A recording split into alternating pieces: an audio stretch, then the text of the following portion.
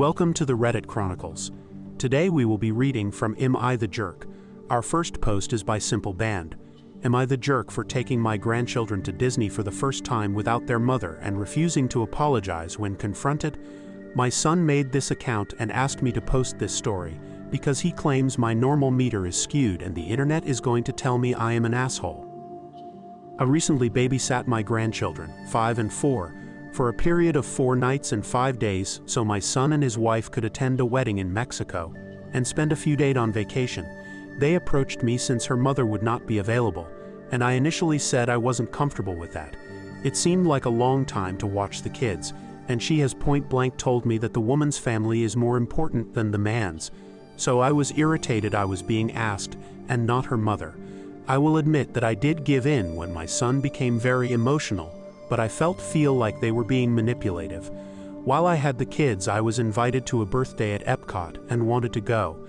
It didn't even occur to me to run it by my son or daughter-in-law, as I had the kids for an extended period of time, and obviously they knew they would be going where I went. My daughter-in-law had previously mentioned wanting to save up for Disney, but she said that about a lot of things, and never made me aware it was something super special to her. Also, it was Epcot. It's not like I took them to Magic Kingdom and they had some magical moment of seeing their favorite character. When they returned and found out, my daughter-in-law was furious and burst into tears. She said I stole one of her kids first and called me entitled. To be honest, I didn't react well to being called entitled, when she was the one who had previously demanded babysitting. My son asked me to apologize as she was distraught over missing their first Disney trip, but I declined and asked them to leave. My son reached out again and said I should have asked for something that big, and his wife feels robbed. I know she is a huge Disney person, but it was Epcot, not quintessential Disney, and I don't feel I should have had to miss out on a birthday party I wanted to attend. I told my son I am not apologizing for anything, and maybe they should think about how they made me feel when they didn't respect my initial no. My son feels like Reddit is going to show me the error of my ways.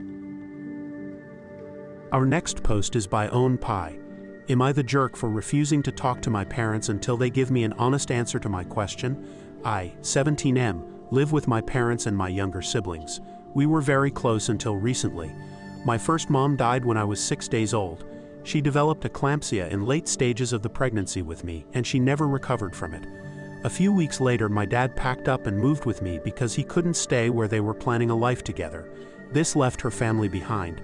She has parents, siblings, nieces and nephews, aunts, uncles and cousins who were always a very tight-knit family. My dad met my adoptive mom when I was 7 months old. Out of insecurity on my mom's part and a desire to forget the future he had planned with my mom, contact between my biological maternal side was limited to once a year. My mom didn't want to share the role of mom. She knew my family would want to talk about my mom around me and would want me to know that she existed. But she didn't want to feel like she was less of a true mom. And my dad has just never gotten over the pain of losing my mom, and he buries the past and her to cope. I don't fully understand why they couldn't put me first in that decision. But they didn't. My childhood was mostly happy. It had some negatives like wishing I knew my family better or had known my mom. Also, I wasn't accepted by my adopted mom's family, so that was always fun. Then I had more contact with my family. It started with texting, calling, and Zoom calls regularly, and then convincing my dad to let me go for a weekend here and there. He and my mom did not like it, and the decision confused my siblings too. I have loved getting to know them, and they have loved getting to know me. Grandparents' rights weren't an option for them because of that one visit a year, so seeing me more is huge for them. My parents really started to let me know how much they disliked all this extra contact. My dad said it's painful, and my mom told me she feels less important because I am chasing a relationship that ties to a mom I don't remember. A couple of weeks ago, they told me I should think of them and my mom's feelings. I asked them how they would feel if they were in my mom's shoes or her family's shoes. If they died while their child was just a baby and they were erased by their spouse and his new spouse, would they be okay with that? And would they be okay if my siblings or I died with a newborn and they never got to be a real part of their lives? They refused to answer. I told them I didn't want to speak until they gave me an answer because they were being totally unfair to me. My parents are angry about this, and my siblings asked me why I had to make this such a big deal. So I posed the question, if one of us died and we never got to see their only child, would they be okay with that? It helped them to understand, but my parents don't like my no talking thing.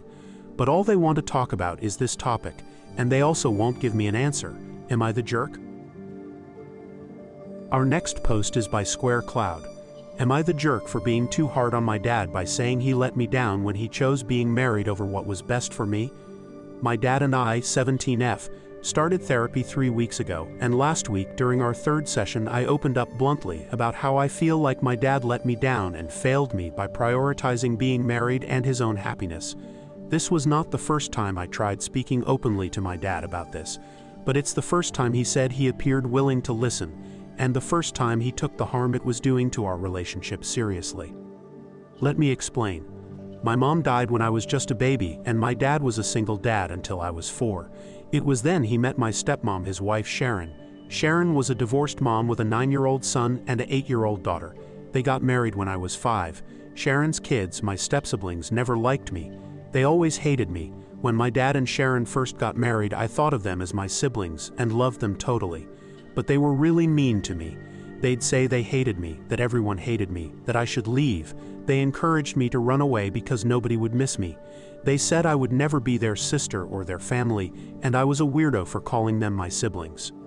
Sharon noticed more than my dad, but I used to tell my dad, and when things got bad I asked if we could leave. But he'd try and reassure me but was very dismissive of how much it was hurting me. He told me we couldn't leave because Sharon was his wife and we were all a family now, and you can't leave a family. Sharon only ever said anything when her kids made me cry. I have 2 half-siblings from my dad and Sharon. I was so excited when they were born and I bonded with them, and loved helping with them and playing with them. But then my step-siblings decided to use them against me, and they were older and Sharon would let them do more. And eventually they told our half-siblings that if they wanted to do cool stuff with them they had to say no to playing with me, and rejecting me became the normal thing. My younger siblings would repeat a lot of what my step-siblings would say to me. This continued even after my step-siblings moved out because they would take our younger siblings out or they would visit them and bring gifts. For the year to year I have been withdrawn and I stopped trying. I don't try to do anything with my younger siblings. I don't hang out with dad like I used to, and my focus is on moving out. My dad started to notice late last year, and he sent me to a therapist and then decided family therapy was needed for the 2 of us. This is when last week happened. My dad looked really shocked at first and he was apologetic. After we got home, Sharon asked me why I had to be so hard on my dad. My dad and Sharon argued about it. I spent the rest of last week trying to be alone with my thoughts. Our next session is tomorrow. Sharon apologized for saying what she did but reiterated that she feels like I handled it badly. My dad tried to talk to me since the appointment, but I don't know how to talk to him anymore without our therapist. Am I the jerk?